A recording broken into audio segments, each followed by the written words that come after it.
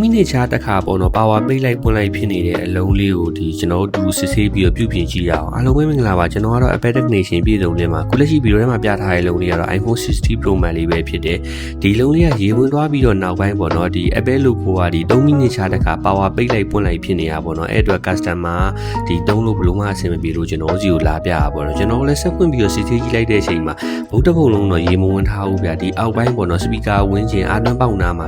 ရေတွေကတော့တော်တော်လေးတော့ဝင်ထားတယ်အဲ့ဘိုင်းကိုကျွန်တော်ဖြုတ်ပြီးစစ်ဆေးကြည့်လိုက်တဲ့အချိန်မှာခုပြထားတဲ့ဒီပေါ့နော် pressure sensor လေးမှာ error ဖြစ်နေတာပေါ့နော် pressure sensor လေးကနေပြီးတော့ရေဝင်ထားတဲ့အချိန်ကြောင့်ပျက်စီးနေတာပေါ့နော်ပျက်စီးပြီးတော့3မိနစ်ချတခါ logo လေးနေချင်းဖြစ်တယ်ပေါ့နော်အဲ့ဒါနဲ့ကျွန်တော်တို့ဒီ edit လေးပြီးတော့စစ်ဆေးကြည့်လိုက်တဲ့အချိန်မှာအားလုံးအဆင်ပြေသွားတယ်ပေါ့နော်ဒီကျွန်တော်တို့ဒီ timer ကြီးလည်း run ကြည့်တယ်လုံးဝ Apple logo ပိတ်လိုက်ပွင့်လိုက်ခြင်းလုံးဝမရှိတော့ဘူးပေါ့နော်အားလုံးကောင်းသွားပါတယ်